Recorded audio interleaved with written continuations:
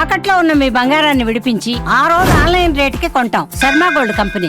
మీకు తెలుసా, అంతరిక్ష ప్రయాణం నుంచి సునీత విలియమ్స్ భూమికి చేరుకున్నాక ఆమె ఎన్నో సవాళ్లను ఎదుర్కోవాలని? మీకు తెలుసా, ఆమె నడక కూడా మళ్లీ నేర్చుకోవాలని?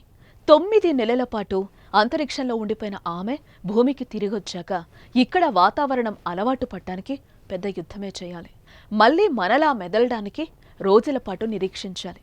అసలు సునీతకు నేలపై ఎలాంటి సమస్యలు ఎదురవుతాయో ఈ వీడియోలో తెలుసుకుందాం.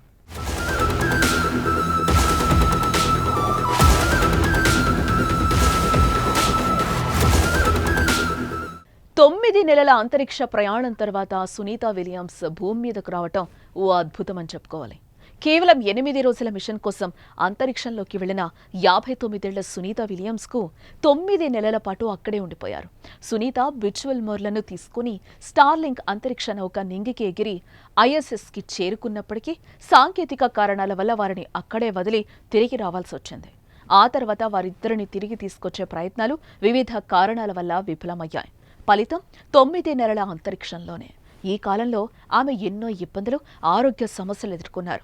మైక్రోగ్రావిటీలో ఆస్ట్రోనాట్స్ ఎముకల సాంద్రత కోల్పోవటం, కండరాల క్షీణత, దృష్టిలోపం సమస్యలు, కార్డియోవాస్క్యులర్ స్ట్రెస్ వంటి సమస్యలు వారికి ఎదురవ్వచ్చు.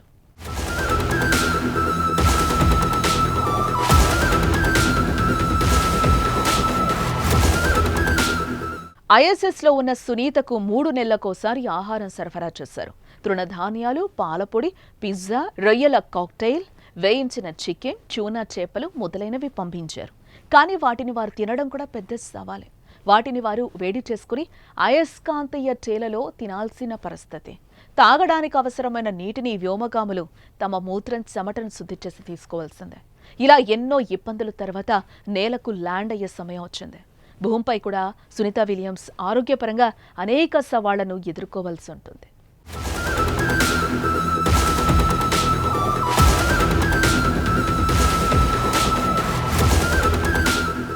సునీత విలియమ్స్ నేలపై గురుత్వాకర్షణతో యుద్ధం చేయాల్సి వస్తుంది.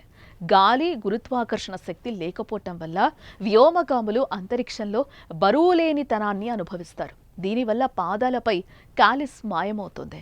చర్మపు మందపాటి భాగాన్ని కోల్పోతారు.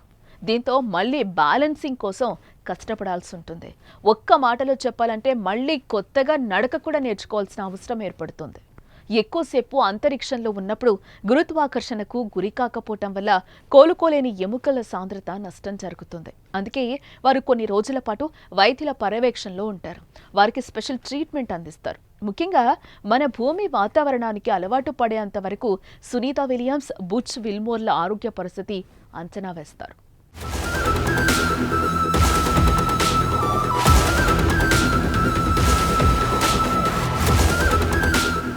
ఏదేమైనా ISSలో 9 నెలల పాటు గడపాల్సి వచ్చిన ప్రతికూల వాతావరణం పరిస్థితుల్లో కూడా ఎక్కడా డీలా పడకుండా ఆత్మవిశ్వాసంతో ఉన్న సునీత, యు ఆర్ గ్రేట్.